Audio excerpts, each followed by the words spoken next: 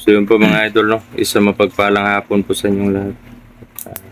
Yun, update po tayo ngayon sa... Yan, nakauwi na po kami, no? Hindi lang namin alam kung kailan namin ma-upload tong ano na to. Video. Yan, sa Brother John. Okay na yung sugat mo sa ano. Yan, may sugat po ako dito mga idol. Medyo masakit pa na bro. Pero yung ano lang bro, sumpa. Masakit ng sumpa. Hindi pa nawala yung sa ano, tawan. Nasumpa po kami ni ano, ni Superior Dragon.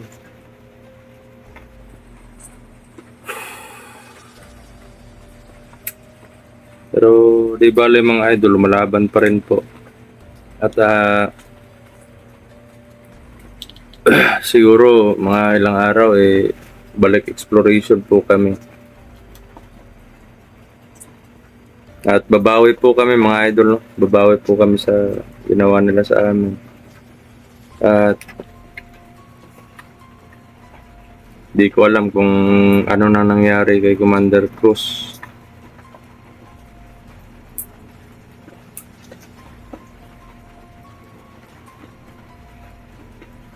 Hindi pa nabalitaan si Commander Cruz bro. Oo nga.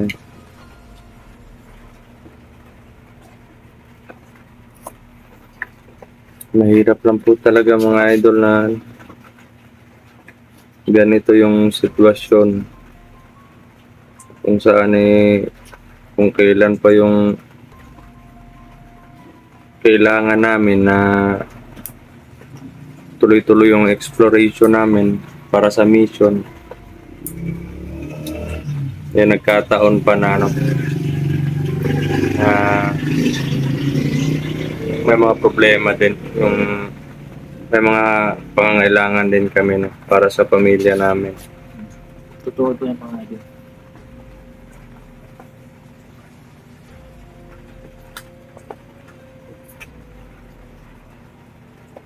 Kasi mahirap pag ano bro eh. Ang idol mahirap lang. Ano to? Mag-focus sa mission pag may problema din sa pamilya. Oo nga. Kasi dalawa yung ano eh, pupunta ng Pag ganun-ganun yung isip mo. isip mo. Palipat-lipat. Pero laban lang tayo, bro. Di naman lahat ng panahon ganito yung buhay natin. Malay natin may darating para sa atin na di natin inaasahan, no? Baka bukas or sa susunod na araw ganito ganyan, or sa mga next year kakamit natin yung mga tagumpay at yung mga regalo ng Panginoon na higit pa dun sa pinagdarasal natin. Ako, naniniwala po talaga ako na may plano yung Panginoon sa buhay natin lahat eh. Kaya hindi po ako nawawalan ng pag-asa mga idol. Medyo nahihilo lang po. Gawa po ng ano. Dun sa sumpa or barang ng ano. Mahirap pong tanggalin kasi kailangan pa namin mag-alay dun sa ano. Ang tawag dun bro. Diwata. Pero try lang po namin na ano, na mag-orasyon kami kasi ilang beses na kami nag-orasyon para matanggal lang yung ano sa amin. Pero wala ang nangyari. Gagawin namin pag matapos na yung problema namin sa pamilya namin, mga idol, at medyo gumaling na din po yung bugbog namin at sugat. Nung balik na yung lakas, balik exploration po kami, continue to kill sa mga masasamang tao at pag-rescue doon sa kapatid natin, no? Kahit sinong kapatid natin or yung mga inosente na nasa kamay ng kalaban, re-rescue po natin. At hindi ko na si Dodoy, nag-ano sa akin yun, nagsabi yun na, Kuya, may mga ginagawa pa ako. May mga importanteng ginagawa pa daw siya. O mga nilalakad, ganon. Silang dalawa ng papa niya. Kaya sabi ko, mag-focus ka muna dyan. At pag mong pabayaan yung sarili mo. Kasi delikado. At gawa ng hinahunting tayo ng mga kalaban. Lalong-lalo na si ano bro, si Balaw. Huwag kang kabahan dyan sa balaw na yun. Hindi lang ako bro. Hindi lang ako mapalagay bro. Bakit sa tono ng pagsasalita ni Balaw pati yung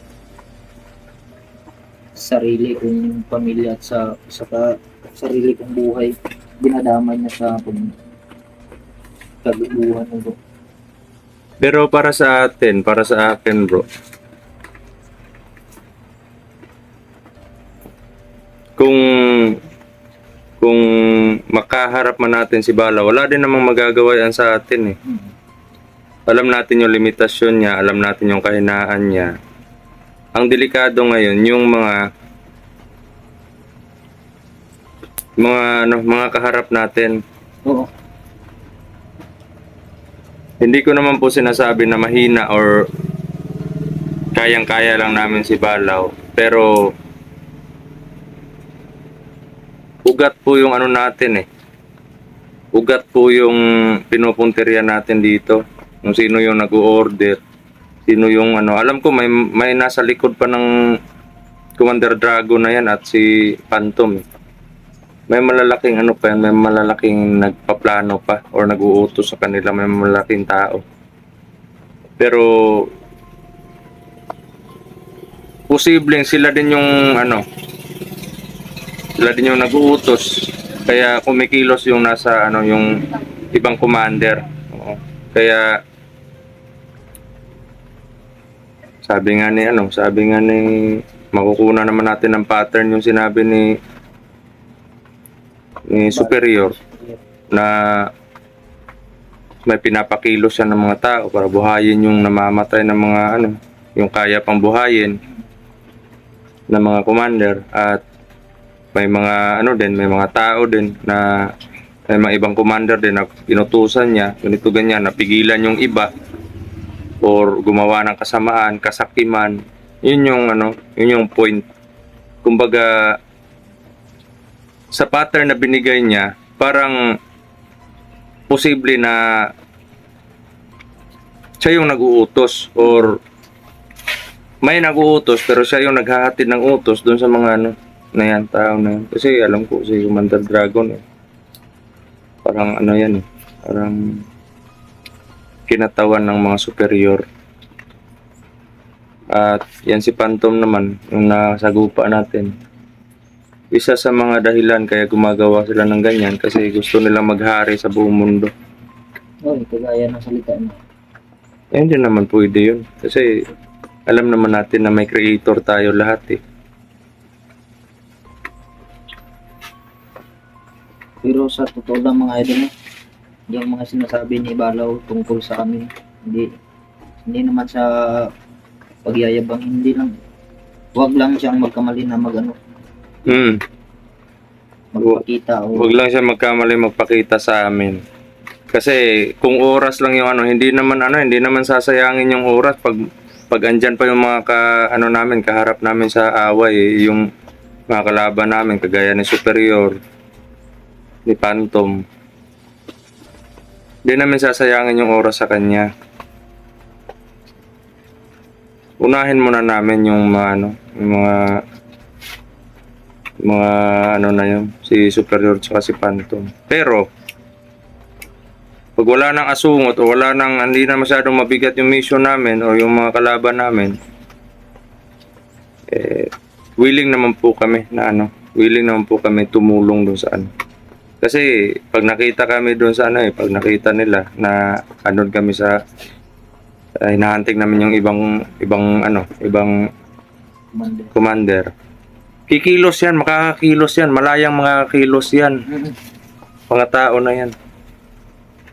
At may mga kapatid din naman kami doon sa kabila na pinipigilan yung mga plano ng mga ibang commander. Kaya saludo din ako sa mga kapatid namin. Hindi sila nawawalan ng pag-asa din na mapuksa yung mga masasama. Yun nga lang, sa mission namin kay Cruz nung nakaraan at mission to kill Phantom at mabawi yung medalyon ko. Ano po kami nun? Losing po kami or natalo kami dahil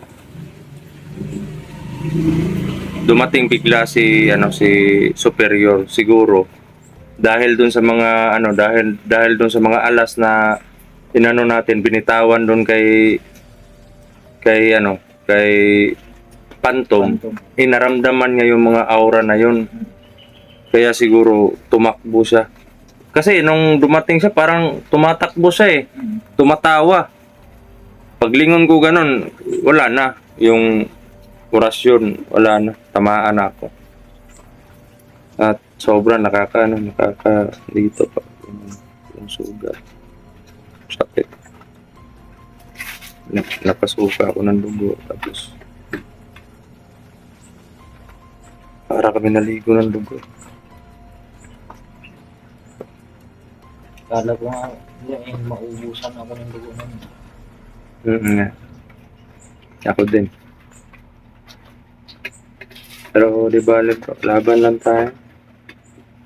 Pero sa awa ng Panginoon mga idol, no? Inaligtas pa kami ni Dagutan. Hindi kami pinapabayaan ng Panginoon. Kasi alam naman yan po kung ano yung masama. Di ba? Siya yung nakakaalam dun sa sa mga pinagagagawa natin. Yung mga pinaglalaban natin. Yung mga prinsipyo natin na hindi lang para sa atin kundi para sa sa katahimikan. Paano na lang kung mag-aari lahat yan mga demonyo na yun?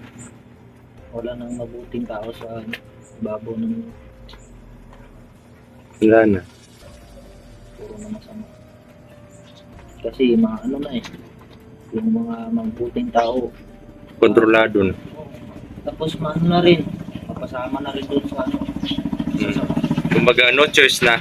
kasi akitin nila yan bro Kaya andito po kami pumipigil dun sa mga plano nila or dun sa pagpapalaki ng hukbo nila para hindi matuloy talaga yung mga binabalak nila na alam natin na nakaka-apekto dun sa simpleng pamumuhay natin, lalo na sa mga sa mga mag-uuma, magsasaka. Takot sila na andun sa bukid nila. So, kasi andun yung mga kalaban. Yung mga pinagtataniman nila ng gulay para mabuhay, makakain.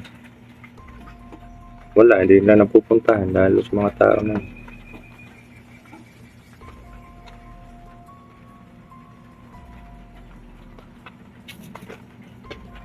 paano pag pumunta sa kanilang mga sakahan, pag hindi papatayin, dadalhin nila kung saan. Oo. Nila, pipilitin nilang sumama, pipilitin nilang kung ayaw nilang sumama, hypnotize. Kung hindi madadaan sa pakiusap or dun sa kakausapin nila ng mahinahon, kung hindi madadala, i-hypnotize nila. Yan yung delikado talaga, mga idol. Kaya sobrang nanggigil ako sa mga tao na kahit alam ko po na gipit dahil po doon sa kulang po tayo sa lakas, kulang po tayo sa mga pangangailangan para doon sa mga ritual natin, pero di po kami nawawalan ng pag-asa. Kahit buhay po namin namin dyan, iaalay namin para maubos lang yung mga tao na yan. Mamatay man kami sa digmaan na yan, pero sisiguraduhin po namin na sama-sama po kaming mawawasak talaga. Mamatay man kami, gusto namin, tanggap na namin yon kung mamatay kami sa digmaan na yan. Kasama yan sa pinaglalaban namin, prinsipyo namin. Tanggap namin yon, ano yung kakahinat na ng lahat. Mamatay man kami, pero di kami papayag na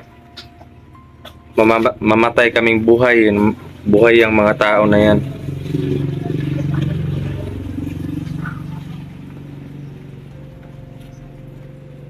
Kailangan naman bro. Sila buhay, tayo patay. No, dito papayag. Pinaglaban natin yun.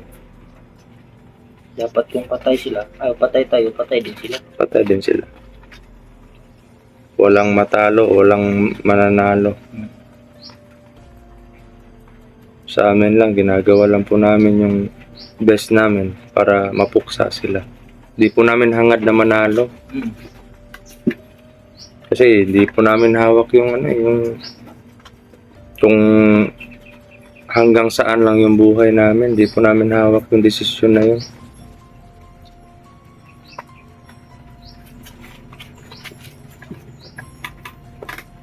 Kaya sa mga sumusuporta po sa amin, mga idol, maraming salamat po sa inyo.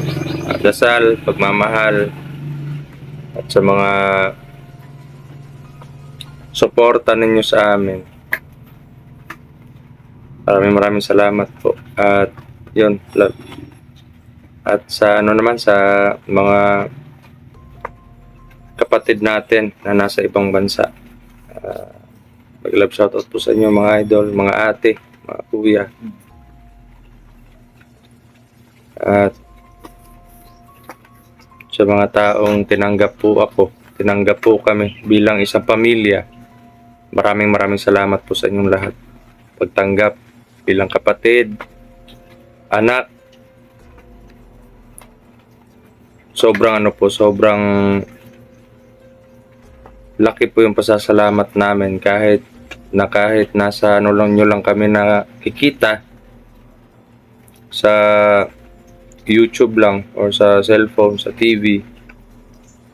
Ganun lang yung ganun pa rin yung pagtanggap nyo sa amin. Bilang kapatid, anak. Kaya proud po kami sa sarili namin na may katulad nyo na nagmamahal po sa amin, sumusuporta at darasal po sa amin. Sa mga silent viewers naman, may love shoutout po sa inyong lahat. Sa mga solid supporters, may love shoutout po sa inyong lahat. Maraming salamat po sa palaging pag-pray, pag-aabang sa mga video namin ina-upload. Yung mga video na po ito, hindi po namin ina-upload para paniwalaan nyo po kami. Ito po kailangan po namin mag-upload dahil marami pong naghahanap dun sa mga update sa buhay namin o ano yung mga nangyayari. Kaya depende na lang po sa inyo yun. Depende na lang po sa inyo, sa paniniwala ninyo. May kanya-kanyang opinion po lahat ng tao, kaya nagpapasalamat po kami sa lahat ng suporta ninyo, pagmamahal. Gabay, yan. Gabay dahil dun sa mga dasal ninyo. At huwag po natin kalimutan na hindi tayo pababayaan ng Panginoon palagi. So, yun, hanggang dito lang po mga idol, no? Ang update natin. Nag-love shoutout po sa lahat. At ito po si Brad Dudong Adventure nagsasabing mahal na mahal po. Si Adventure 23 po. Yeah. Sasabing mahal na mahal po kayong lahat mga idol. Love po kami.